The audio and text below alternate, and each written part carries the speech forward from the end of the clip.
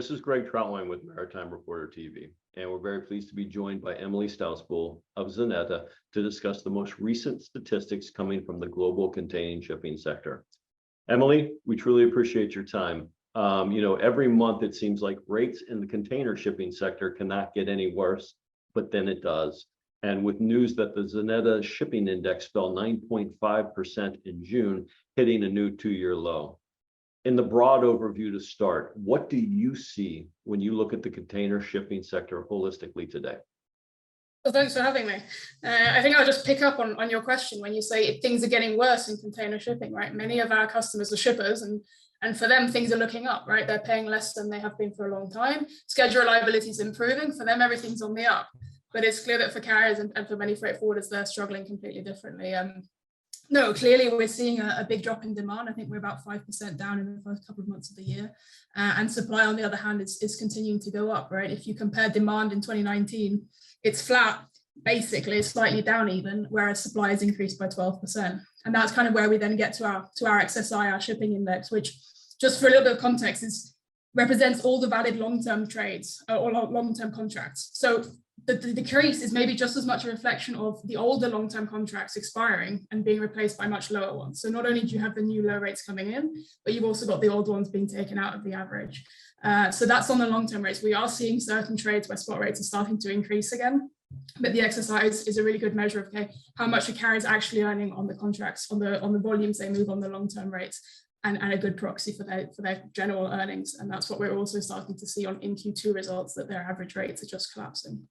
So, as you know, in this sector, balancing the supply and demand is always a delicate balance.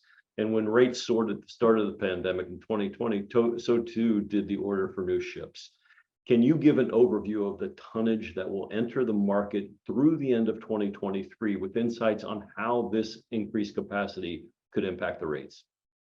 Absolutely. So I think already in the first half of the year, we saw about 950,000 TEU coming into the market, and that's close to what we've seen in recent years, right? And that's only 6 months. And we expect about the same to come in the second half of the year, totaling about 1.8 million TEU for the full year, kind of split between the really large container ships, 15,000 up to 24,300, I believe is the biggest one. And then also plenty of feeder ships, really see that coming through. But the question on capacity, already we're seeing carriers really looking to manage that capacity, whether through blanking sailings. We saw several alliances, starting to sail around Africa rather than going home through the Suez Canal. We've seen others introduce new ships or extra ships to services and then slowing down the speed so that every service takes an extra week, but you've got an extra ship. You're sort of absorbing that capacity without actually offering extra space to shippers. And that's clearly something we expect to continue to see with demand falling and these huge amounts of new ships coming in. And that will be kind of the determining factor on how freight rates develop, how good are carriers at managing the capacity and how much is being offered. There is a possibility that certain carriers and how they choose to work and play the market means that there's going to be a big impact on freight rates, right? We've seen MSC just explode in terms of capacity. They've also got a lot still coming through to the end of this year.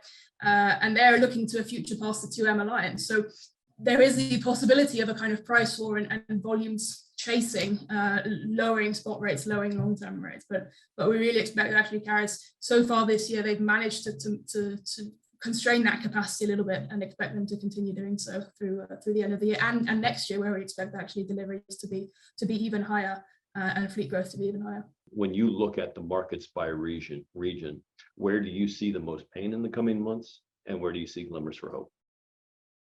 Yeah, so I think it's an interesting question, and even sometimes on a regional level isn't deep enough to look at it, because we've seen that even just if you compare the Far East to the Mediterranean with Far East in North Europe, that's the same region in reality, but it has a big difference in how it's developing, with the Mediterranean outperforming North Europe.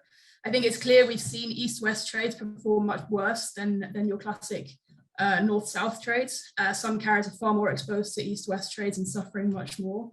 But it's clear we've seen, global demand is down. It's really being pulled down by what's happening on the Trans-Pacific. So what's happening with imports into the US, and that looks set to continue to be really poor for carriers. Yes, we have disruptions there with the Panama Canal and strikes on the west coast of Canada, but that really had little effect. We're starting to see GRIs come through there, these rate increases, and potentially have a little more success than they did a few months ago as carriers are managing that capacity.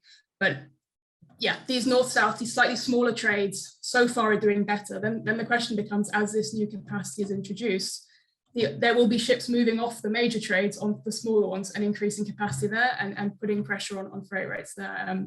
We've seen for a while the transatlantic was performing better for carriers than many other trades. That's now no longer the case, and they're responding very quickly by banking sailing. So yes, there are certain trades outperforming others, but I think it's fair to say carriers are just as aware of that as others and move in to fill that space to earn money where they're able to. But clearly the north-south trades offer a little bit more hope for carriers than the major east-west trades at the moment.